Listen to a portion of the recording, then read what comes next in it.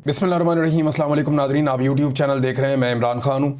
Nadreen, दरियाओं की सूरत हाल मैं आपको बताता हूँ, लेकिन सबसे पहले मैं आपको ये बताऊँ कि इसके बाद जो मेरा नेक्स्ट वीलॉग होगा वो लाइव होगा और उसमें हम 6 घंटे तक आपके साथ मौजूद रहेंगे। मेरे साथ हमारे बहुत सारे साथी हैं पाकिस्तान के मीडिया के। ये वो तमाम लोग हैं जिन्होंने रियासत के सामने घुटने टेकने से इनकार किया। ये वो तमाम लोग हैं जो अपनी पूरी ताकत के साथ खड़े रहे। इनमें हमारे साथ समीना पाशा साहिबा मौजूद होंगी, खातून है, मैंने सबसे पहले उनका नाम लिया। और यह मकबूल जान साहब, हारून रशीद साहब, हमारे साथ समी इब्राहिम साहब होंगे, साबिर शाकिर साहब होंगे, उमर दराज गोंदल साहब होंगे, हमारे साथ सभी काजमी साहब होंगे और मेरे बड़े प्यारे दोस्त मेरा भाई सिद्दीक जान मेरे साथ मौजूद होंगे। और बहुत सारे हमारे दोस्त हैं मीडिया के जो हमें ज्वाइन करेंगे। हम एक टेलीथॉन करने के लिए जा रहे हैं और ये लाइव टेलीथॉन होगी। जो दरियाई इलाके हैं जहाँ पे सैलाब आया वहाँ से सारी सूरत हाल आपके सामने रखेंगे। हमें किन चीज़ों की ज़रूरत है, हमें क्या करना पड़ेगा, किस तरीके से पाकिस्तान को इस आफत से बचाया जा सकता है। देखें, ये बहुत बड़ी आफत है, ये कोई छोटी मुसीबत नहीं है। इंडिया के अंदर बहुत नुकसान हुआ है, पाकिस्तान के अंदर भी बहुत नुकसान हुआ है। मैं अभी आपके सामने चीज़ें रखूंगा, लेकिन पाकिस्तान टाइम के मुताबिक रात 8 बजे से ऑनवर्ड हम एक टेलीथॉन करने जा रहे हैं जिसमें हम सारे पाकिस्तानी अपने अपने तौर पे सैलाब मुतासरीन की मदद करेंगे। हम सारे मिलकर फंड रेजिंग करेंगे और फिर उस फंड को सैलाब मुतासरीन के लिए हम खर्च करेंगे। हमने एक चीज़ का तहैया किया सब लोगों ने मिलकर कि हमने किसान को वापस खड़ा करना है, ख़ास तौर पे छोटे किसान को जिसकी फसल तबाह हो गई, जिसका खेत तबाह हो गया। हम उसे कैसे सहारा दे सकते हैं, नए बीज के साथ, खाद के साथ, उसकी फसल के अंदर हल चलाकर, और बहुत सारे मल्टीपल तरीके हैं वो भी हमने करने हैं। लेकिन पहले जो है वो रेस्क्यू का काम है, रिलीफ का काम है, उसके अंदर हम जो कर पाएंगे पहले वो करेंगे। और ये सारी चीज़ें ग्राउंड पे अभी भी बहुत सारे लोग कर रहे हैं। हम खुद ग्राउंड के ऊपर हमारी टीमें ये काम कर रही हैं और आने वाले दिनों में हम बड़ी तेज़ी से ये काम करेंगे। और इसके लिए ये एक टेलीथॉन जो आज शुरू हो जाएगी रात 8 बजे पाकिस्तान टाइम के मुताबिक, और ये हम तकरीबन 5 घंटे इसको 5 से 6 घंटे में इसको जारी रखेंगे। और ये सारे लोगों के मैंने नाम लिए, ये लोग हमारे साथ इसमें मौजूद होंगे। सूरत हाल क्या है नादरीन, पंजनद में 5 घंटों में 1 लाख से क्यूसिक से ज़्यादा का पानी जो है उसमें इजाफा हो गया है। 6 लाख क्यूसिक से ऊपर का रेला इस वक्त पंजनद से गुजर रहा है। हेड गंदा सिंह में पानी में लगातार इजाफे का रुझान हो रहा है। हालांकि इंडिया में बारिशें रुकी, इसके बावजूद जो पानी का फ्लो है, जो पीछे से पानी आता चला जा रहा है, वो रुक नहीं रहा। और अभी इतला आई है कि इंडिया में मजीद बारिशें आने वाले दिनों में शुरू हो जाएंगी, जबकि पाकिस्तान में अगले 2 से 3 दिन में बहुत तेज़ बारिशों की और तूफ़ानी बारिशों की पेशन गोई है। बेशतर अजला के अंदर ये बारिशें हो सकती हैं, ये 9 सितंबर 10 सितंबर इन दिनों के अंदर।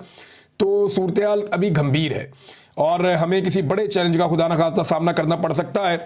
लेकिन जो अब तक की है डिटेल वो मैंने आपके सामने रखी। मुल्तान में इमरजेंसी नाफिज हो गई है, वहाँ पे जलालपुर पीर वाला का जो मुख्तलिफ बंद थे, जो ब्लॉकेज लगे हुए थे पानी के आगे, वो टूट गए हैं। और उसके बाद दर्जनों देहात और दर्जनों बस्तियाँ ज़ेरे आब आ गई हैं। ये पीर महल का इलाका पूरा का पूरा डूबा हुआ है। मुल्तान की सराउंडिंग में जो एरियल व्यू लिया है मीडिया के लोगों ने, उससे पता चलता है कि सारे के सारे इलाके डूब गए हैं और वहाँ पे इमरजेंसी नाफिज की गई है। पंजाब हुकूमत ने भी ये कहा है कि इस तरफ जाने से गुरेज करें लोग और इंतज़ामिया की बात माने। मसाजिद के अंदर ऐलान करवाए गए हैं, क्योंकि इससे पहले किसी को आइडिया नहीं था कि ये एरिया डूब जाएगा, लेकिन पानी इतनी शिद्दत से आ रहा है कि वो कंट्रोल नहीं किया जा सका। इंडिया में भी इसी तरह हुआ है, वहाँ बहुत बड़ी तबाही हुई है। और सतलुज में इंडिया ने फिर पानी छोड़ा, उन्होंने उसकी बाकायदा वार्निंग जारी की। वो वक्तन फवक्तन वार्निंग दे रहे हैं, पानी छोड़ रहे हैं, जबकि इंडिया के अपने अंदर एक बहुत बड़ी तबाही आई है। यानी जितना जानी नुकसान पाकिस्तान में हुआ, इससे ज़्यादा जानी नुकसान इंडिया में हुआ है। जितना मवेशियों का नुकसान पाकिस्तान में हुआ, इससे ज़्यादा मवेशी हमने इंडिया में बहते हुए देखे हैं। बल्कि बहुत सारे मवेशियों की लाशें उनकी बहती हुई पाकिस्तान आ गई हैं। बल्कि उनकी कुछ डेड बॉडीज़ के बारे में खबरें चल रही थी कि इंडिया के साथ दरिया में वहाँ से कुछ डेड बॉडीज़ पाकिस्तान भी पहुँची हैं, इंसानों की भी। एहसन इकबाल साहब जो हमेशा बड़ी लंबी प्लानिंग करते हैं, लंबी बात करते हैं, तो एहसन इकबाल साहब ने बताया और ये इस बात का एतराफ़ किया कि सैलाब ने हमें 30 साल पीछे धकेल दिया है। ये एहसन इकबाल साहब कह रहे हैं। अब मुझे ऐसा लगता है कि ये वो कह रहे हैं हमारी 30 साल की जो मेहनत है वो सैलाब बहाकर ले गया है। सैलाब से सड़कें, रास्ते, पुल और देहात सारे हमारे तबाह हो गए हैं, ये एहसन इकबाल साहब ने कहा। फिर एक और जगह पे एहसन इकबाल साहब कहते हैं कि ये भारत ने हमसे बदला लिया अपनी शिकस्त का। देखें, भारत के अंदर जो तबाही हुई है वो पाकिस्तान से ज़्यादा हुई है। उनका किसान पाकिस्तान से ज़्यादा मुतासर भी हुआ है, उनके देहात, उनकी फसलें भी तबाह हुई हैं। उनके मवेशियों का नुकसान बहुत बड़ा है, जानी नुकसान भी भारत में बहुत बड़ा हुआ है। तो उनका नुकसान हुआ और हमारा भी नुकसान हुआ। इसको आबी जारहियत नहीं कह सकते, ये बात पाकिस्तान के वजीर दिफा ख्वाजा आसिफ खुद अपने मुंह से कह चुके हैं। अब इंडिया में डाल के तो आप नहीं बच सकते ना।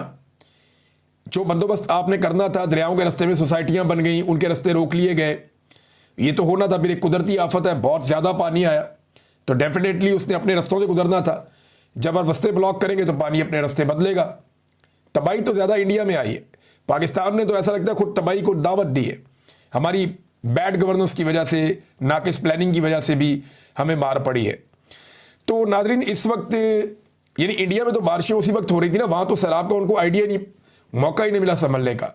लेकिन हमें तो पहले से हम आगाह हो गए थे कि इतने दिनों के बाद आ रहा है। इसके बावजूद हम अपने मवेशियों को, अपने लोगों को, अपने नुकसानात को कम करने में हम कामयाब नहीं हुए। ये एक एहसन इकबाल साहब का एतराफ़ है बैड गवर्नेंस का। यानी अब वो सैलाब के खाते डालेंगे अपनी सारी नाकामियों को। ये जो आगे आने वाले दिनों में महंगाई आएगी, जो बेरोज़गारी आएगी, जो गुर्बत आएगी, जो परेशानी आएगी, एहसन इकबाल साहब ने उसको सैलाब के खाते में डाल दिया। बांग्लादेश में बहुत सैलाब आते हैं, उन्होंने कभी ऐसा नहीं कहा कि हम 30-40 साल पीछे चले गए। वो दोबारा खड़े होते हैं, फिर से अपने आप को बनाते हैं, और 2 साल के बाद पता भी नहीं चलता कि वहाँ कोई मुसीबत आई थी। अब इंडिया में पाकिस्तान से तकरीबन आप एक जैसा कर लें चले, जैसा सैलाब पाकिस्तान में आया वैसा ही इंडिया में भी आया। लेकिन इंडिया में किसी ने नहीं कहा कि वो 30 साल पीछे चले गए। आप 1-1.5 साल के बाद, 2 साल के बाद देखिएगा इंडिया में सारी चीज़ें नॉर्मलाइज हो जाएगी। लेकिन पाकिस्तान में क्योंकि हुकूमत अवाम के ऊपर ही छोड़ देती है, वो मुतासरीन के ऊपर ही छोड़ देती है कि अपनी कमर खुद ही सीधी करो, अपना इलाका खुद ही ठीक करो, अपने मामलात को खुद बेहतर करो, लिहाजा यहाँ पे फिर चीज़ें जल्दी ठीक नहीं होती। तो इस तरह के बहाने बनाए जाते हैं, जनाब सैलाब की वजह से हम तबाह हुए, वरना हम तो बहुत कोई स्विट्ज़रलैंड बनने जा रहे थे। अब ये चीनी का, गंदम का और चावल का जो हालिया बहरान है, ये याद रखिएगा सैलाब से पहले का है।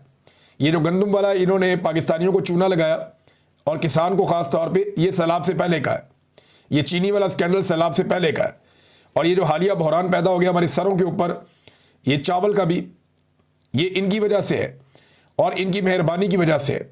लिहाजा एहसन इकबाल साहब ये कह रहे हैं कि 30 साल पीछे हमें धकेल दिया, ये एक बिला वजह कहानी है।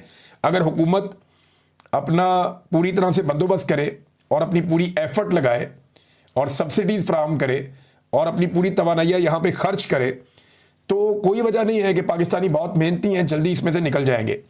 आप देखिएगा भारत इससे कैसे निकलेगा, आप देखिएगा बाकी मुल्क जहाँ पे सैलाब आता है वो इसमें से कैसे निकलता है, बांग्लादेश में आता है वो भी इसमें से निकल जाते हैं।